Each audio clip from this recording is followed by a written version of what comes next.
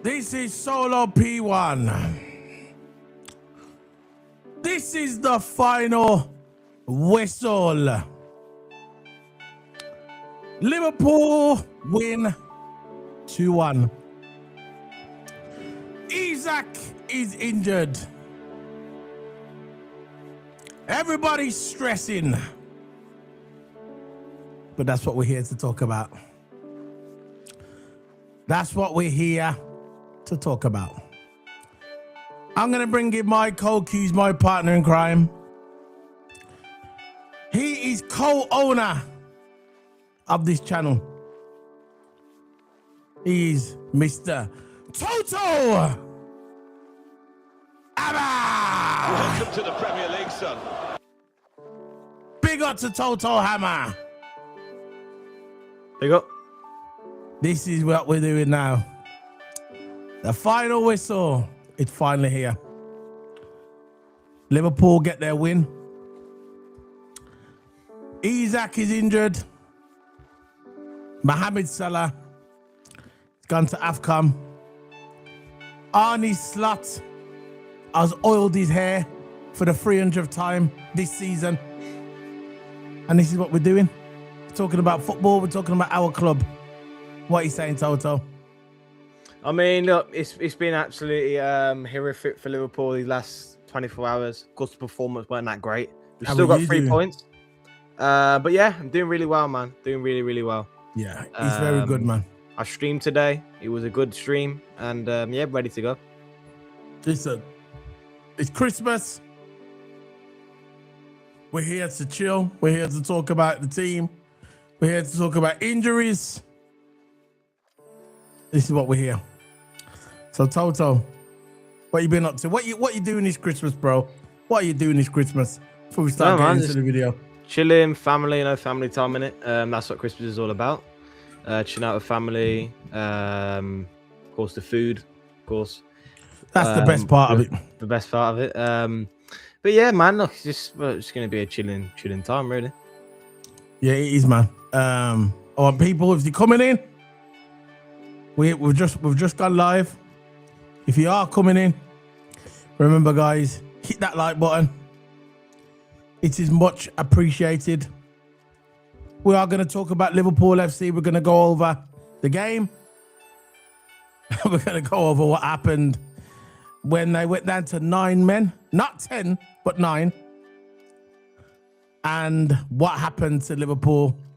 And why is it when Liverpool are winning and the opposition score, do we capitulate? Why does our arses always go? Our arses flicker. That's what they say. There are arses as a football team. Arses goes. And we cannot handle the pressure when the fans start coming down on us. You get me? It's like when we were playing Everton. Remember when we were playing Everton and Everton scored? What happened? Exactly. That's what happened. So Toto, I'm glad you joined us again today. I know you're busy. I know you're a busy guy. And we're both busy. And but we have to do this, man. This is what we do. Liverpool FC. So what you want to start with, bro? Before we got into the video, remember, hit the subscribe. The people on Stitcher, this is audio podcast, as you can see. Amazon Music, Spotify, it's all there. Keep It Sports. That's the name of the podcast. So if you fancy just listening to an audio and you don't want to watch our ugly faces, put on the audio. Remember to recommend it to your friends as well. Big up to the people on Twitch always. I don't forget you guys as well. And big up, obviously, to the people on TikTok as well. I want to thank everybody for joining us on this Sunday evening. We're going to talk about all about Isak, all the injuries. That's going to be at the end, but we're going to talk about what's happening now regarding the football. And I'm going to ask Toto Hammer in a bit to talk about what he thought of the game. But before we start going, remember the intro. Let's start the intro. We're going to start the video. Let's go.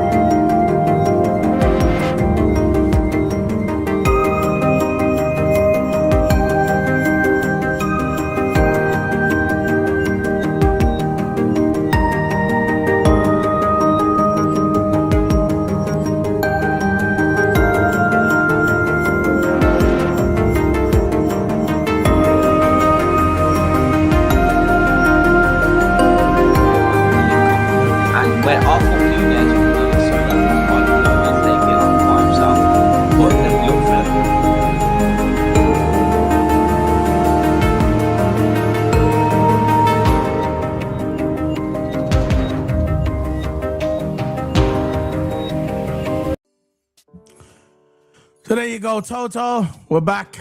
So listen. Let's start with the overall game. Okay? Let's start with the game.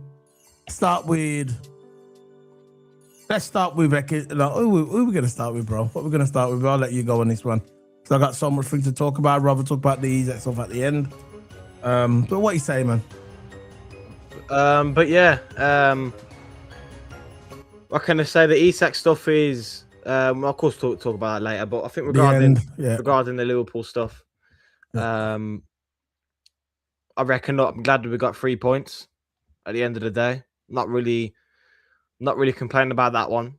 We're now 5th in the table. Can't really complain. The way we were a couple games back, and now we're 5th in the table.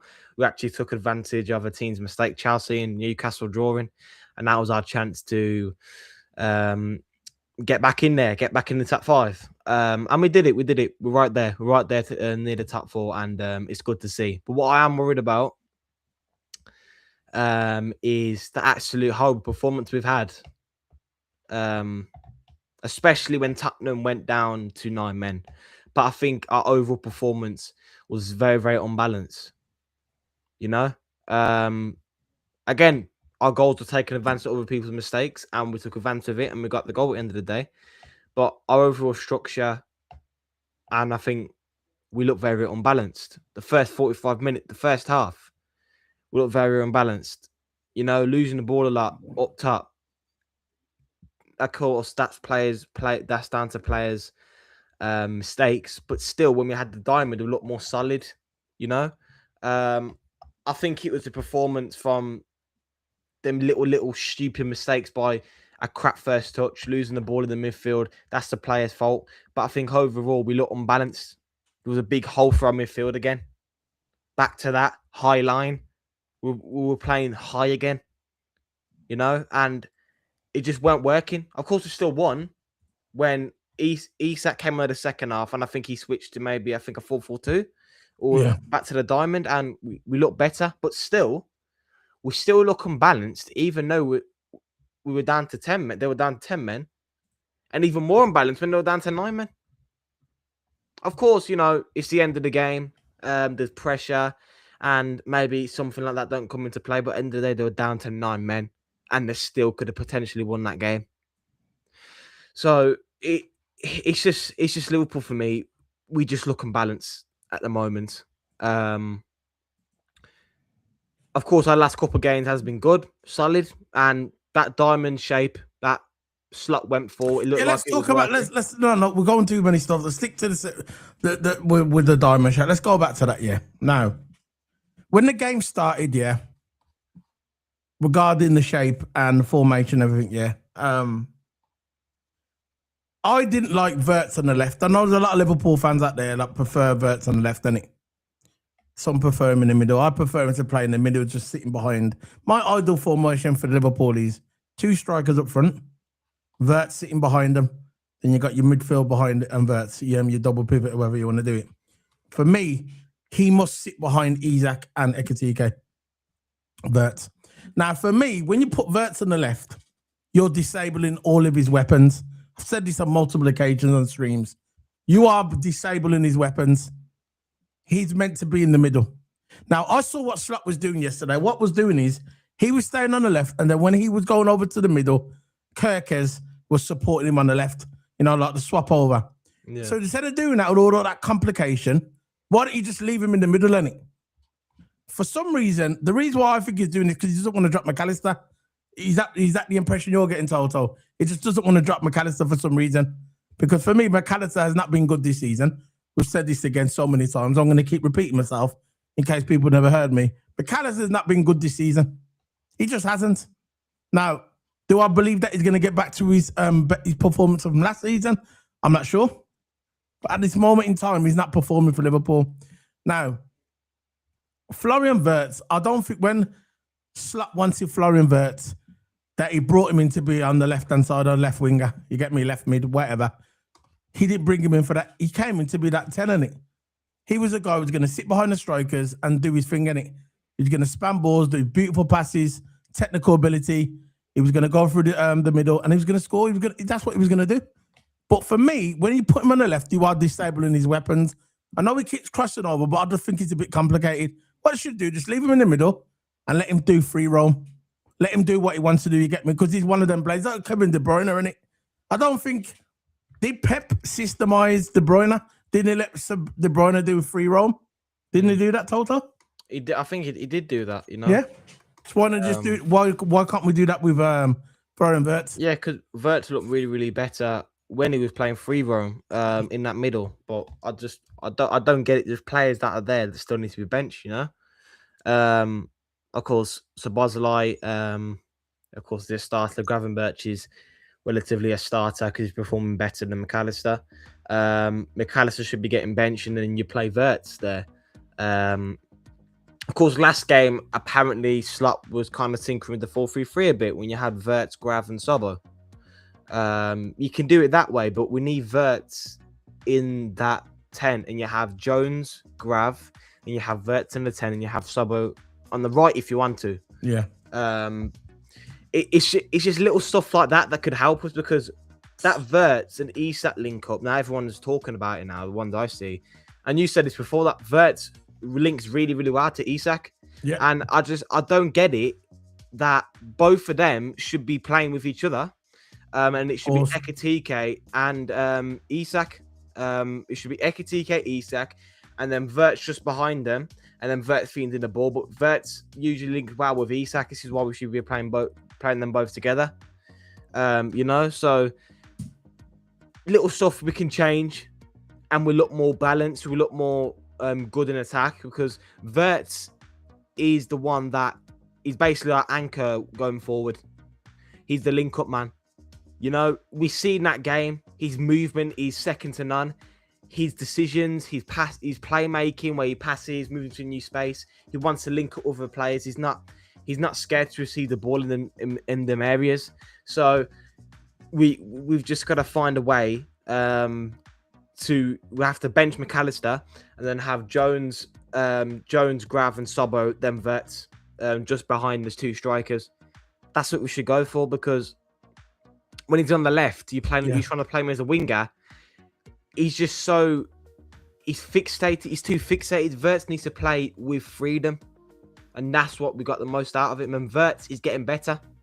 Oh, he's getting better every single time. He's my guy. He's my G, man. He's getting more confident. He's getting better. His movement is absolutely amazing. His movement was always there. His physicality is the main thing.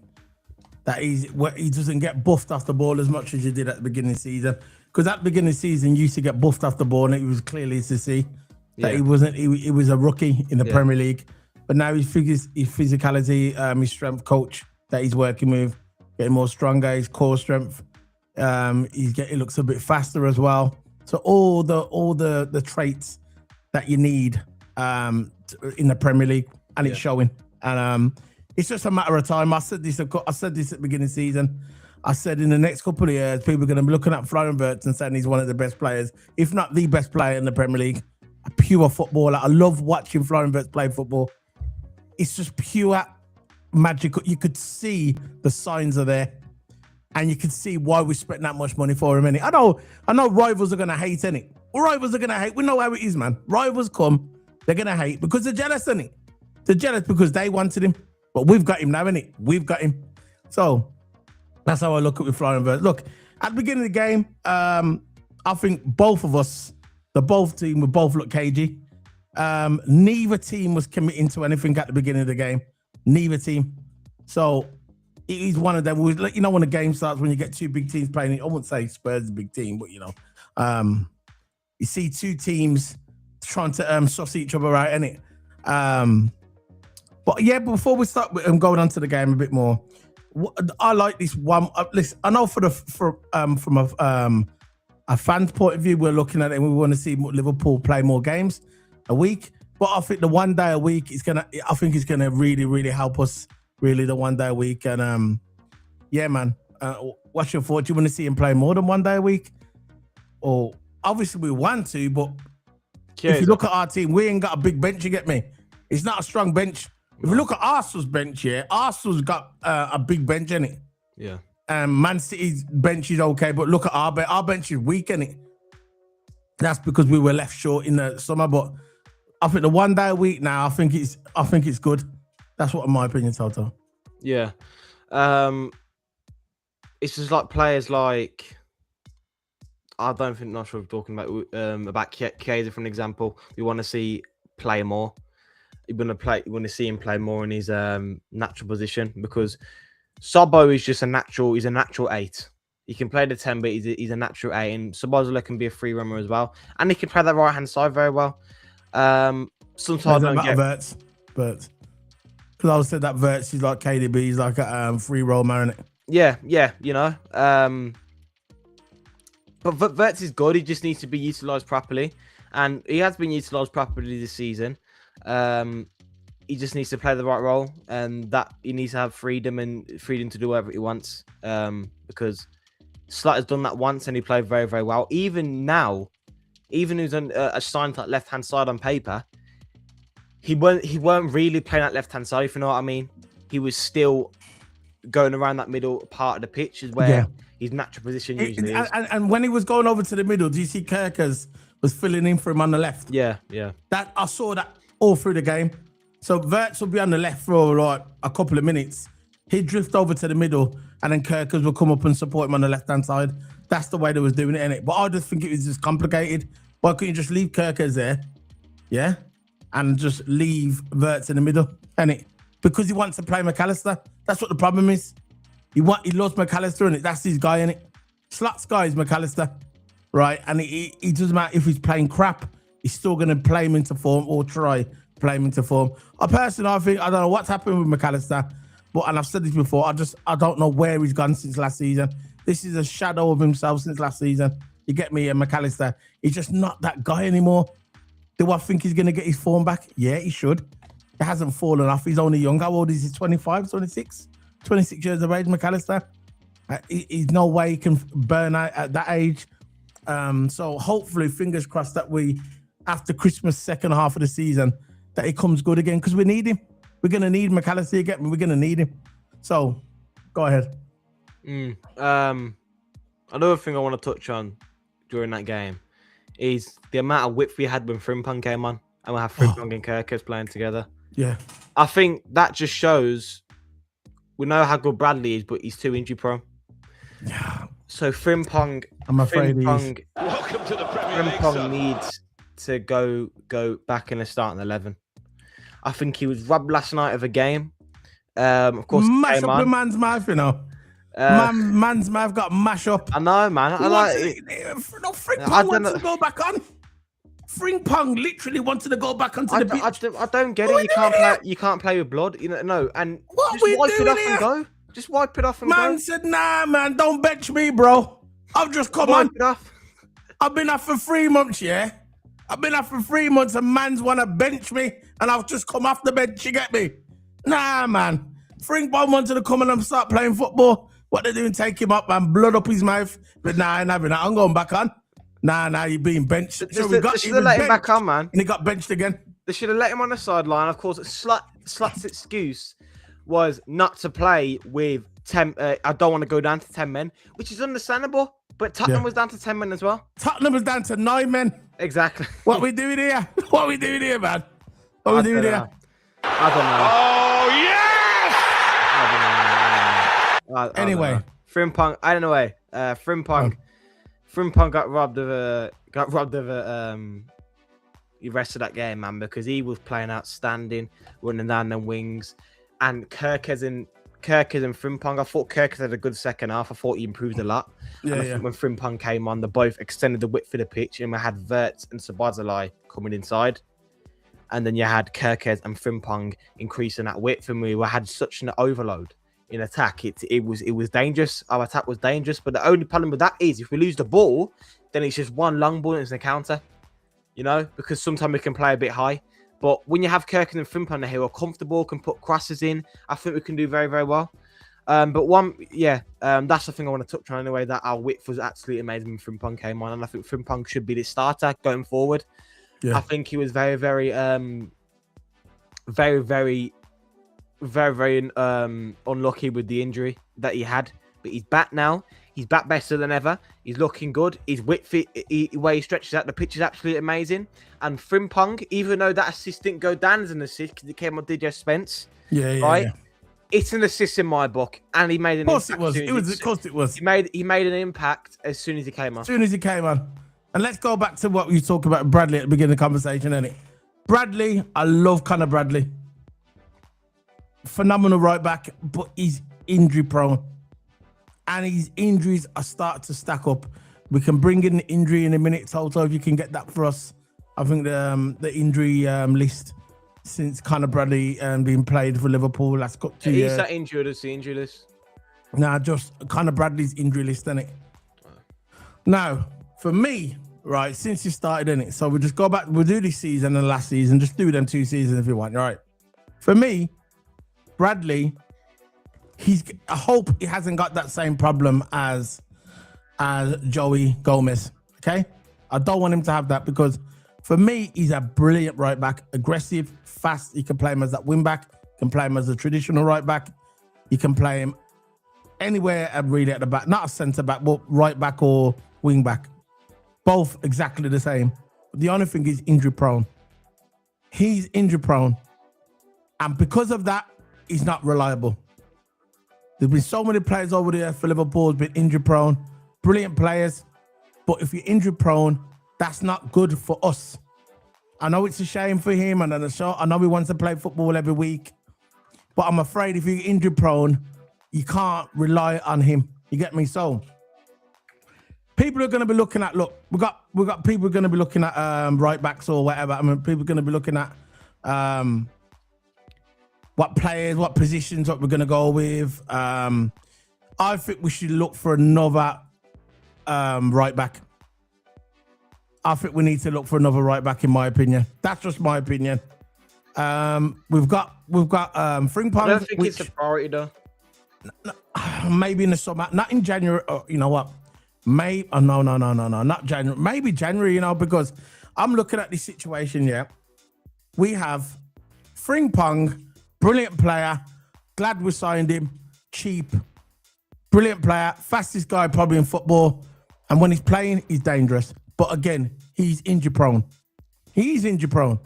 Then we've got Conor Bradley, brilliant player, right back, wing back, wherever you want to play him, but he's injury prone. He's injury prone. Now we've got 2 right backs who are injury prone. Don't you think in January we should go for another right back? I'm not saying to go spend loads of money. You get me? I'm not saying that, yeah. But don't you think we should look for a right back just in case? Because if Frimpong gets injured, just say Frimpong gets injured in the next couple of games, just say he does. Touch wood, he doesn't. I love Frimpong. I never want him to get injured. But say if he gets injured, what do we do then? We can't rely on Gomez. Gomez is out. So that's 3 right backs. Don't you think in January we should look for a right back? Something cheap, something we can fill that void. What do you think, Toto? That's just my opinion, Toto. Because if Frimpong gets injured, what are we going to do then? Look, for me, I don't think that. Who are you going to put there to right back Sabazzaline? No, I call it for Frimpong is. Hopefully, Frimpong's not injury prone. Well. I don't want him. Yeah, but I'm not saying it, but his injuries are stacking up as well. Because I know when he was at Bayer Leverkusen, he was injured quite a while as well. Let's stick with the Conor Bradley, right?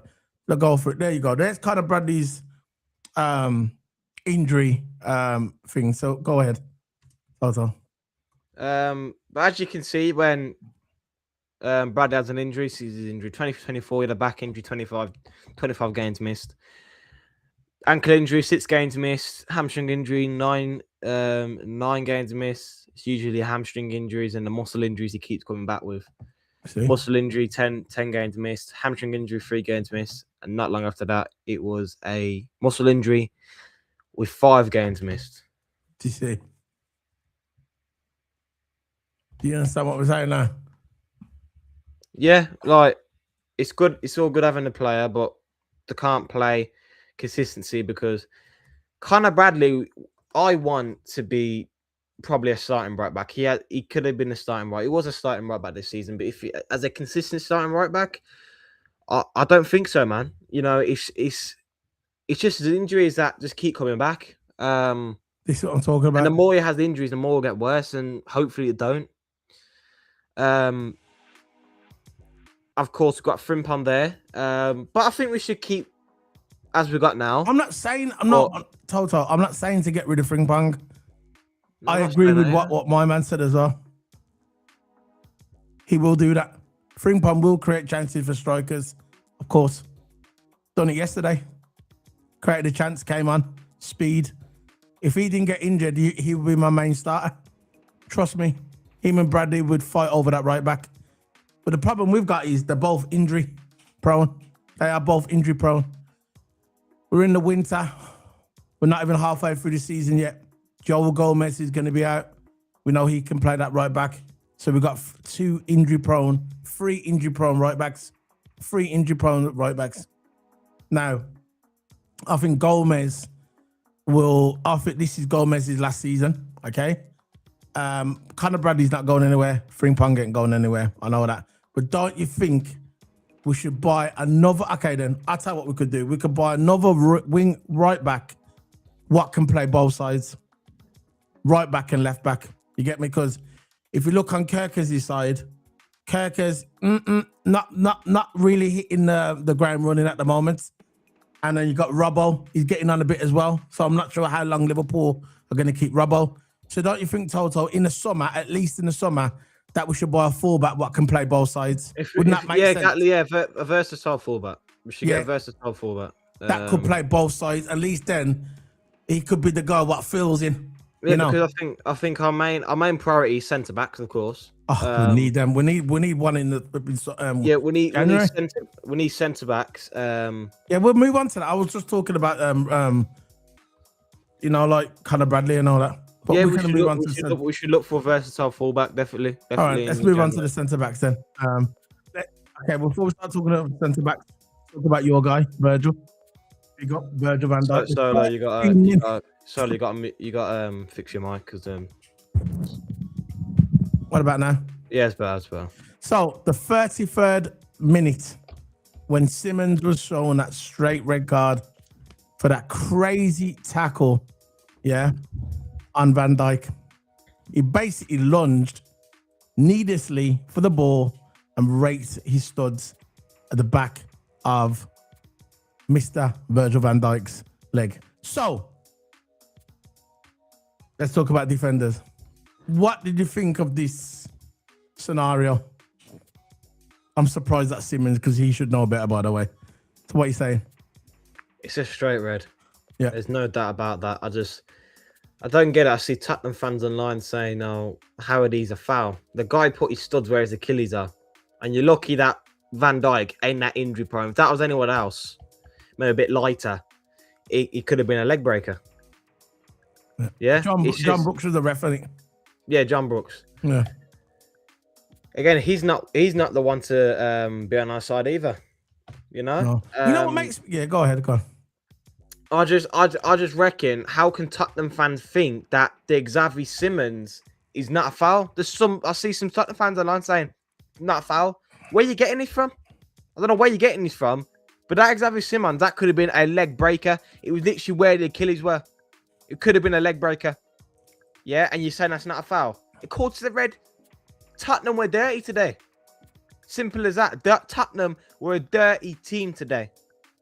And you just got to accept that. You know? If you think them 3 fouls were not fouls, right? I don't know what football you want to watch. But it's not this type of football. That Xavi Simmons is a straight foul. For sure. Yeah, it was. And initially, the referee gave him a yellow, and John Brooks initially showed him a yellow card, but the VAR intervened, and it was this time it was warranted, just like they should have intervened last week when they nearly crippled McAllister. Remember when that geezer showed the studs? What was that about? You get me? That the guy should have got sent off them. But anyway, the VAR done the decision. The referee checked it, and it was clear to see. Even Gary Neville was basically saying, yeah, it was a red. It was a stupid move. And again, surprised that Simmons and he got the red card. And that was it. Then I thought after then we was gonna sail through the game. Oh, that's it. But again, we look more vulnerable. But anyway, as we talk about defenders, we're definitely the centre back. Virgil, he's not getting any younger. I still think he's going to be there for maybe another summer, I think he'll see out his contract. But we definitely need another centre back because I'm just shocked. Really, I am shocked that Ibra Konate hasn't picked up an injury yet. You get me? I am shocked. And because by now he should be picked up at least 2 injuries, but he's doing all right, man. He's doing all right. Yeah. But we definitely need another centre back. We can't just have Virgil van Dijk and Konate playing for the entire season as just them two. Especially when we play our FA Cup games, we don't need to play Virgil van Dijk. Well, that's what we need, that next centre back to come in, like someone like Mark Guay. So what's your thoughts on it, Toto? About the centre back, you said you wanted to talk about it. Yeah, I want to. Of course, Mark Guay, I think, will definitely come to the club in January. I think that's almost done now, as far as I heard. But we should have got it last season, and we're missing out on it. We are missing out on it. But yeah, if we can get Mark Guay in January, we need at least 3 centre backs in January, I think. Or we're not 2. Getting 3 centre backs. We're getting 1. I reckon we'll get 2 in the summer. Look, we've got Leone out.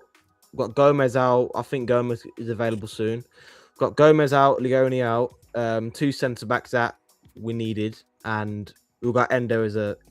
Of course, Endo's not going to play centre back, is he? So let's face it, we have no centre back options. No. Our emergency backups are Endo and Grav. Birch. I don't see Grav dropping to centre back when he's playing all right in midfield. He has played there before, and you can see it's just not natural to him. Of course, every player can play anywhere, but it's not natural to him. It's going to be a different story. But regarding centre backs, yeah, Mark Guay, he's definitely an option. I think that's the only one we're getting, to be fair. I think we should get 2, but I think that's the only one we're getting. And then we're going to wait out with Gomez, and then next season we'll have Leone available. So I think we're looking good for centre backs in terms of what we have. But at the moment, we ain't got enough though.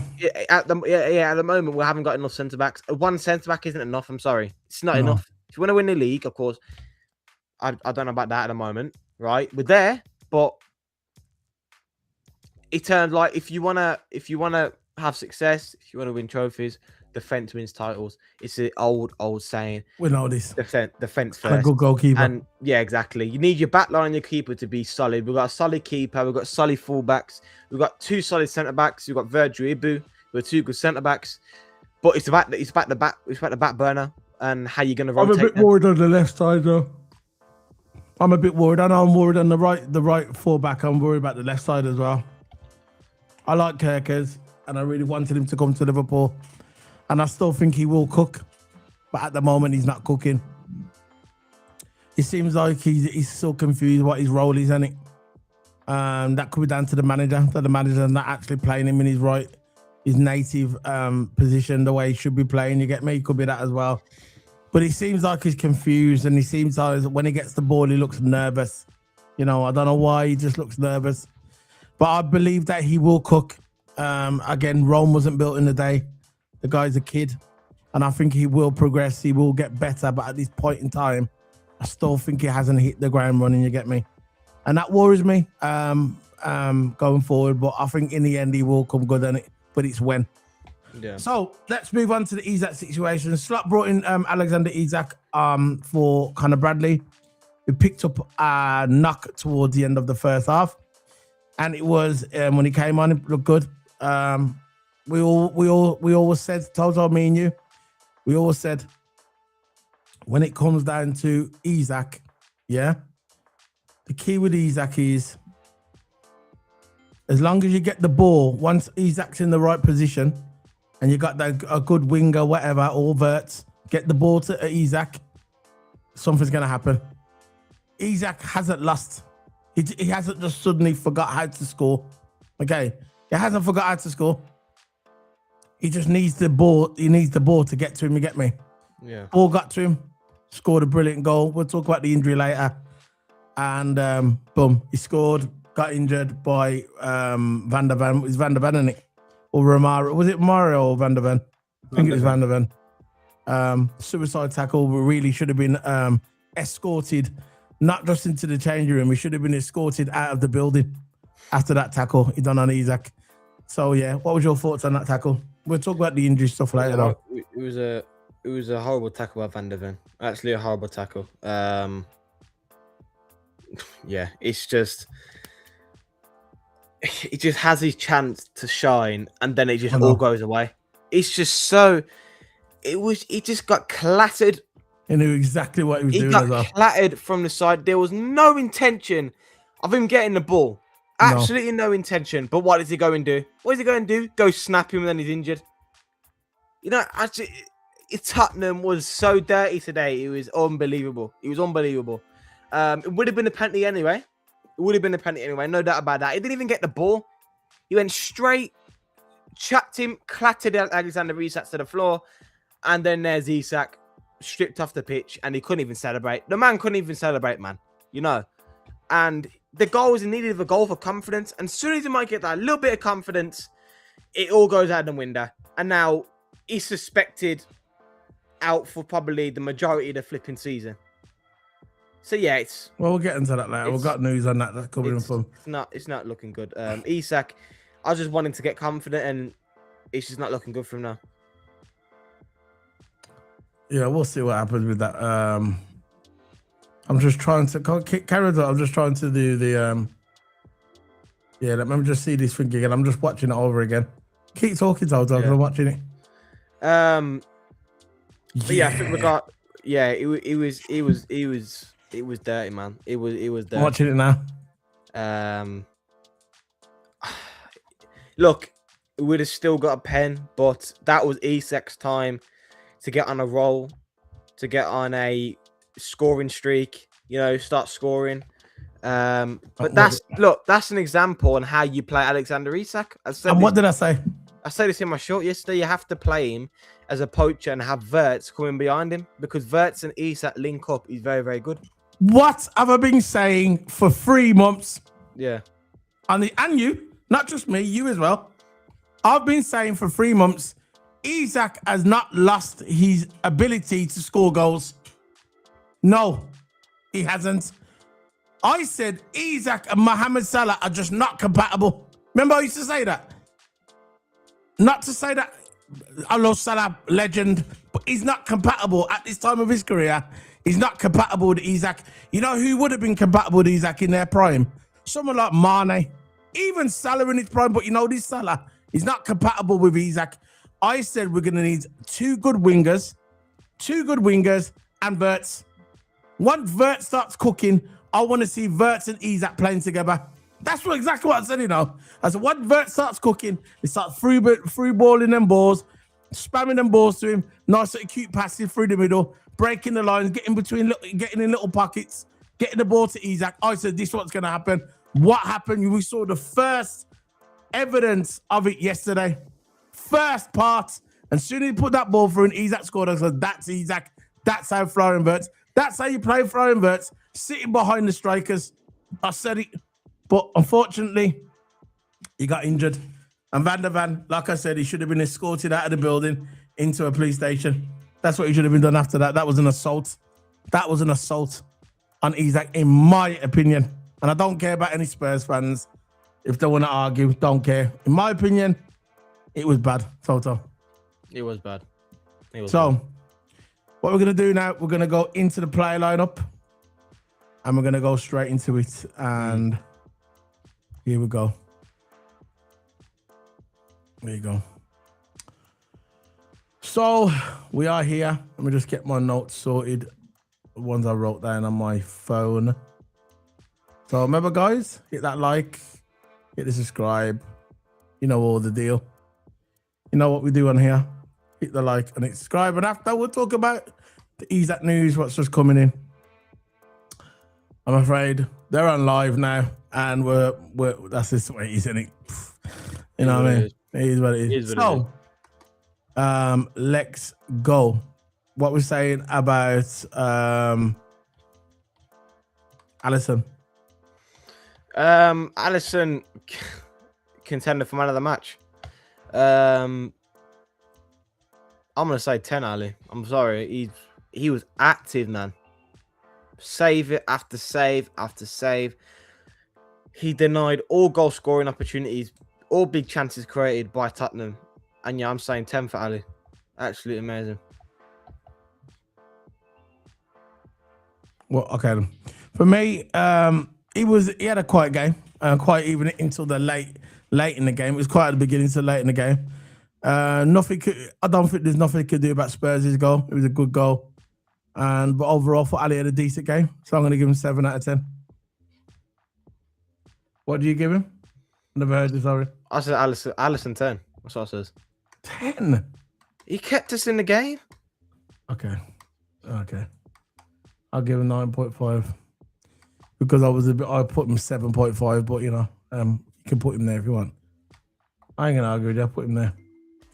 He did. And Virgil kept us in the game, by the way. Yeah. Virgil, you see how many headers he kicked out? Kicked out, headed out. And the Kanate. So let's move on to Milas Kerkez. What you said about Milas Kerkez? Played very high up the pitch as Liverpool pressed home the advantage with an extra man. Had very little to anything to do. But I thought in parts of the game he did look a bit in the first half. Look, I know you rated him yesterday. You said that you rated him yesterday. I'm going to give him a... what are you giving him? You can mark him. I think we had an okay first half. When I say okay, I mean like average first half. And second half, he came alive, made some good defensive clearances, good defensive headers. Nothing really got past him. I'm going to say 7 for Kerkez. Fair enough. 7? Yeah. What is he? So you got 7. So let's move on to Virgil van Dijk. Let's go. Absolutely amazing game. Commanded the back line well. The overall defensive line was solid, and then Virgil, did well. Look, defensively, absolutely amazing. In the air, was good. It was just faultless one. I'll say 8 for Virgil. He was targeted all the evening by the home fans for his involvement in that Simmons situation regarding the red card. But again, Virgil van Dijk is experienced. He doesn't care. He's a captain. Don't care who boos him. Actually, it probably fuels him when they boo him. Probably fuels him. He did have he did towards the end of the game. I thought he had a decent game. He was solid at the back. I think the only thing with Virgil, that miss hit that he done that caused the goal. He mishit that ball, man, and that's what caused the goal. After he missed it, they scored. And that's what caused the goal. That was definitely down to Virgil. And but in the second half, he came alive and he kept us in the game, especially when Spurs kept getting them corners in and shots at goal when it was down to 9 men. He was just headering the balls out, being solid at the back. So I'm probably going to give Virgil. What did you give him? I said 8. I think I'm going to give him a 7. Just because of that goal that he caused, which he did cause. I'm going to give him a 7. So it can go in the middle. So 7.5. Yeah, it was a poor clearance, wasn't it? Yeah, he should have got that out, man. But it is what it is. We're not all perfect, Yeah, the defenders was discombobulated and they had the balls everywhere. He made up for it, at the end. If we went for Virgil at the end, that could have came back. The amount of balls he was headering at. And Kanate as well. And Kanate. So let's move on to the next one. And it is Conor Bradley. I thought he did well. To be honest. Made some good defensive work. He was good. He was pretty solid. He had a solid game. Conor Bradley. I'll say 6 for Conor. He had plenty of running to do and did an excellent job chasing Spence back towards the end of the first half. But he picked up an injury, so I'm not going to give him a high number because he didn't do a second half. I don't know what we're gonna give him. What did you give him? 6? 6. I think I'll go with that. I'll go with the 6. Connor Bradley. That's Rob. What am I doing? Yeah, man. It's only Connor Bradley. It's like he's never there now, isn't it? He's always gone, man. Yeah. This is what I'm saying. It's just, you know what I mean? People, we're gonna look at his injury record, man. He's just always gone. He's never there. He's always injured. He has a brilliant performance, like he's done with Real Madrid when he played with Mbappe, and then the next 2 games after he was gone. We can't have a play. We can't rely on a player like that. You get me? And I love him and that. Yeah, but again, team comes first, isn't it? The team comes first, and I don't know what to do with him, man. We don't know what to do with him. So yeah, move on to the next one. Is Ryan Gravenberch. Thought he had a good game too. Yeah, I thought again better second half. Like I said, every single one of them players and they had a better second half. Not bad. I think second half he kept the ball well, progressed it well. Yeah. Overall, much solid second half. So I'll say 6 as well for Grav. Yeah, I agree. With he had a busy evening. He was busy. You could see he was asked to cover from lots of area in the game. Composed. This is probably his best game of the season because Ryan Gravenberch, if you compare him to last season, wasn't at his best. This season he hasn't been at his best compared to last season, but I thought he had a good game. I was going to give him 8 total. Grav. Yeah, I thought he was really good. Yeah, he was alright. It was alright. It was. Where you want to put him then? Just put him 7. Okay. I think this was probably his best game of the season. He was there with Kirkers. I thought he was really good. So let's move on to Curtis Jones, Mr. Jones. It's like good. He did lose the ball a couple of times in midfield. Oh God, frustrating again, isn't it? A bit frustrating the first, but second half improved. He was involved in that goal that we scored. Curtis Jones, it was passed to Wirtz. Wirtz did the 1-2 of Jones, and Wirtz received it and then passed it to Isak. I'll say 6.5 for Jones. I thought a decent game. Yeah, he did. He done a lot of heavy lifting. And yeah, I could say that he did do a lot of heavy lifting. 1 second. He showed decent touches, but he did. I remember he had that ball in second half and held on to it too long, and he gave the ball away. He should have just passed the ball or even shoot. But like, you know, he does that sometimes, Curtis Jones, when he gets the ball. Not all the time, not as regular as he used to, but now and again he'll hold on to the ball too long where he doesn't need to. You get me? So yeah. I don't know. What did you? I think I might give him a 7. Yeah, I think I might give him a 7. So where do you want to put him now? just put him a 7. Okay. Where is he? There you go. So next one is McAllister.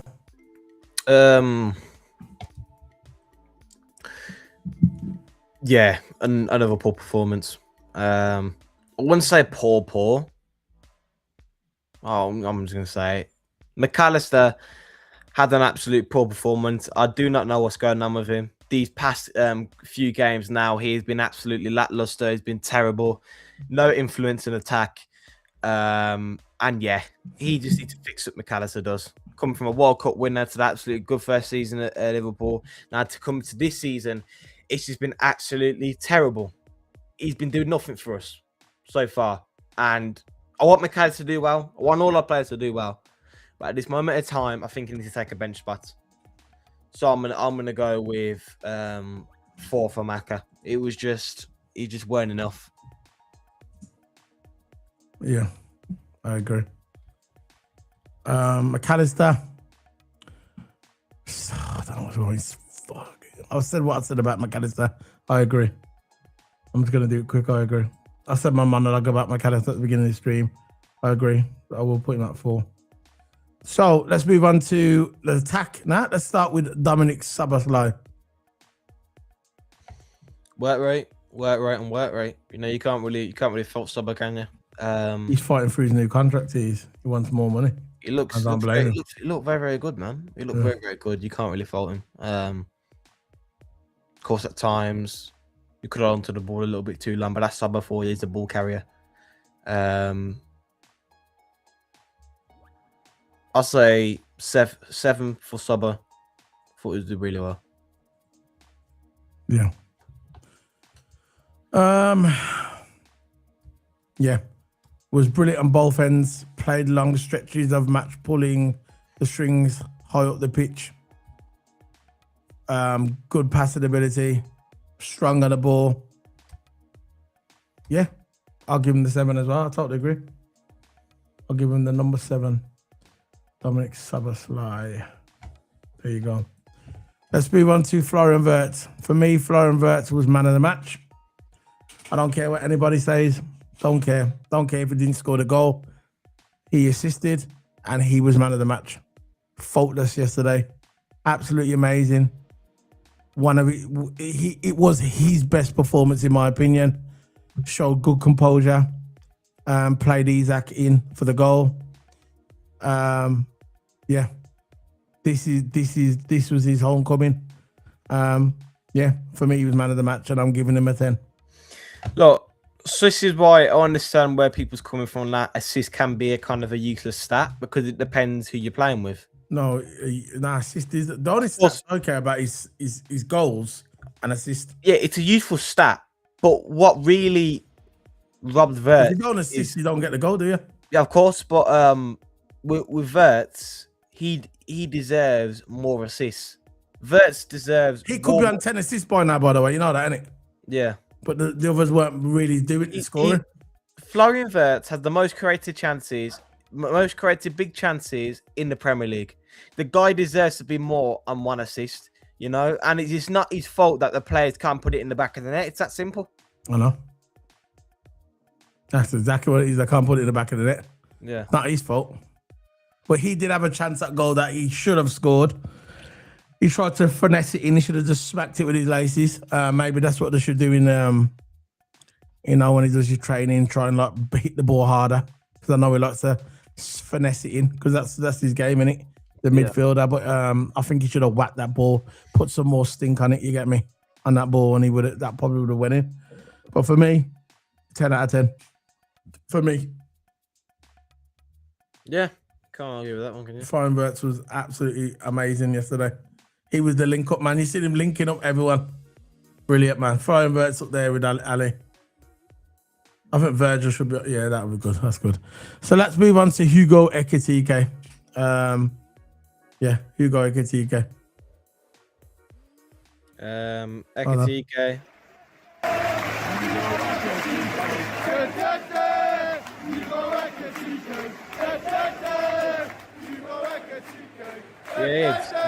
Yeah, that's good. Amazing.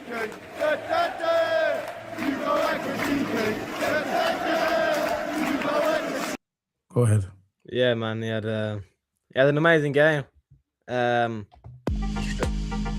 striker's job is to score goals, and he did it. What can I say? Brilliant goal, by the way. I'm gonna say 8 for that. I'm gonna say 8 for Ekitike.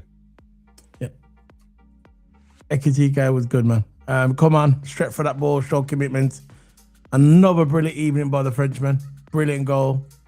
Just his goals are going up and up and up. The number 9 position is his own. Showed great strength to leap over Amaro. Brilliant leap that was. Showed commitment, man, for his goal. But he should have been a foul. That's what they say, but it is what it is.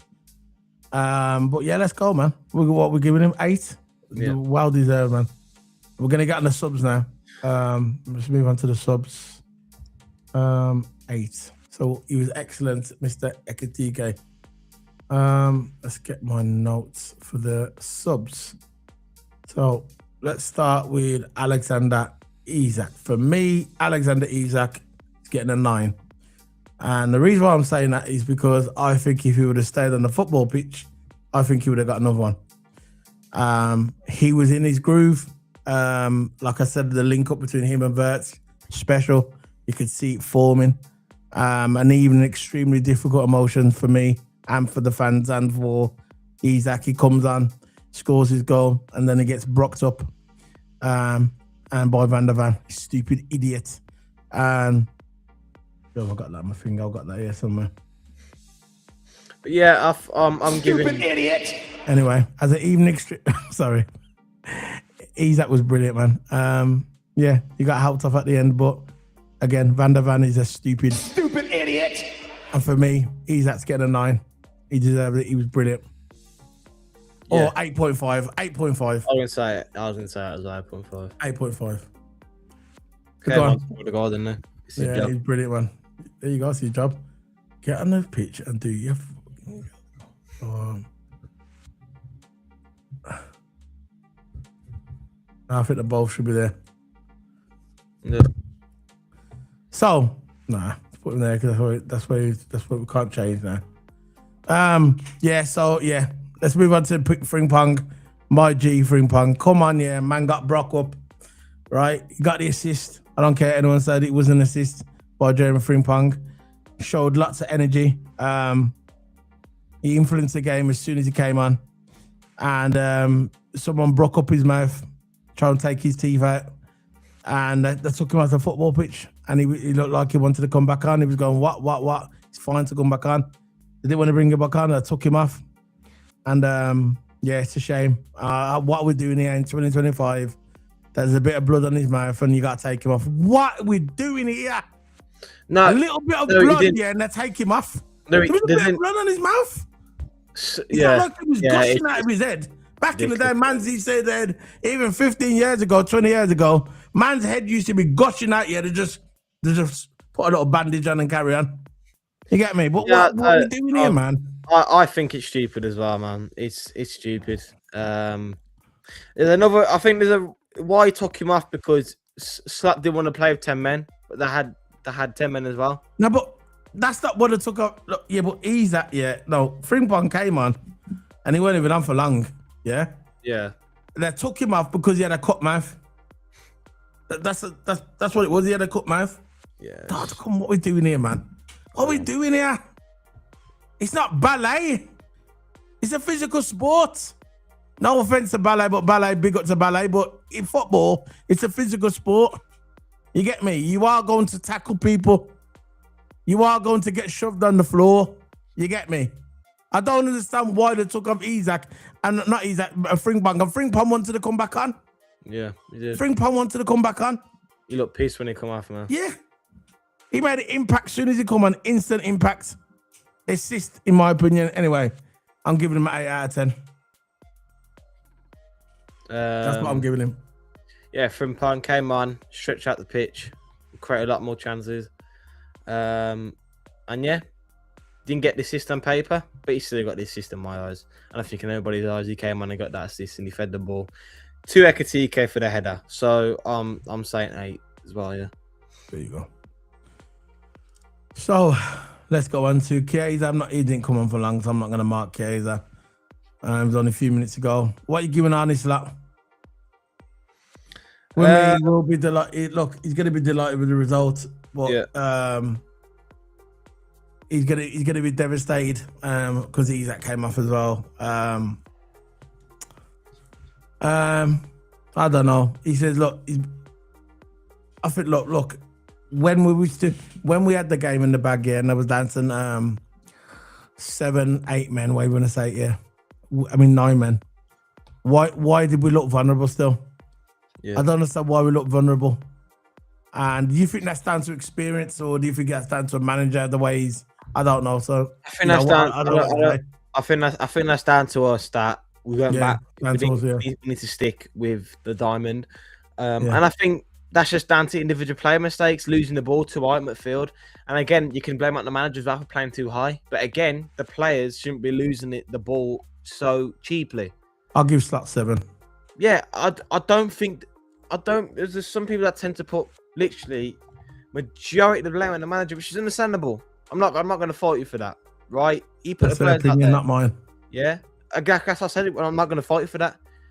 And who am I to? It's your opinion. But in my opinion, I think losing the ball very, very cheaply in midfield and when we were on offense, I don't think that we're down, because it's not down to the manager, it's down to the players. Losing the ball cheaply and then Tottenham go on a counter attack. But at times we look very, very unbalanced in terms of our structure. Big hole for our midfield again, playing too high of a line. That's the manager, yeah. So yeah, he's. I don't like the high line. We're all getting countered, man. When we get countered, we look vulnerable. Why wasn't we just sealing after game when it was 2-0? Yeah. Just seal after game. Why are we still playing the high press at it? Exactly. Seal after game, you're 2 up. Yeah, just leave it anyway. So let's I'll just check that out there. Let's bring this up. So what we're giving this honest lap then? 7. Right. Let's move on to this. This is what we're here to talk about. Here you go. So this is coming from David Ornstein. Alexander Isak is set for the period on sidelines with a suspected leg break. He's done for the season from a challenge at Liverpool win at Spurs. Yet to comment on the severity, but scans poised to confirm fears of a fracture to the left side. Recovery time is typically 3 months. So you're not going to see him until March. And it's a shame. It is a shame for Alexander Isak if this is true. It's a shame. And is it going to be the same when it comes back? You know, there's some idiots online that are glad that it's happened now. And I will call them out because I've got them tagged. But it's a shame, Isak. Yeah, man. I don't know what to say, Toto. Terrible is what it is. You know, it's flipping. He just scores and he's got a potential go on a roll. And that Vert and Isak link up is absolutely beautiful. And then he gets hit with an injury because Van der Ven clatters him. Of course, that's what it is in football. Injuries happen. But don't look good for him, man. No. Especially for a guy who's starting to catch up with his fitness now and gets hit with another injury. I know. It's bad. And our only backup striker now is Chiesa. And he potentially might go back to the 4-2-3-1 again. Which I don't mind if you play Verts, right? But maybe you might see Chiesa getting more games, maybe. But I don't think you're going to see the diamond anytime soon, in my opinion, because I think that only worked with Isak and Nakatika, and if you stick Chiesa in there, it might be a bit unorthodox for you. Hopefully, you can make the diamond work with Chiesa. Hopefully, you can give Chiesa more games, but I'm sure Slot will go for Ekatike in the middle, Chiesa on the right, Sabaz's line in the 10, and then so forth on the left. But yeah, it's gonna be a bit. It's gonna be awful. It's gonna be awful. But 120. Look, I'm top signing. You can barely get everyone of games, and yeah, that could have been the goal that uplifts his confidence. But now it's just the fitness levels have gone down again because he's going to be on an injury. Then he's going to have time to train and slowly influence into the squad again. It's not good, man. It's not good. We need Isak up to full fitness. He's our top signing. We need Alexander Isak. Alexander Isak needs to be in top fitness and he's getting hit with an injury, a suspected broken leg. He's done for the season. It's simply he's done for the season, and then when he comes back, you got to train again, get his fitness back up again. But what's gonna happen is he'll come back around about March, maybe. He'll probably get a couple of games at the end of the season, but he will do his pre-season. Then next season you'll see the best of him, because that's what done him when he missed pre-season. Once pre-season is so important for the season. If you miss pre-season, you're done. You're finished. You saw Chiesa when he missed his first preseason. Do you remember? And he was all tired. Now he's a better because he's done preseason.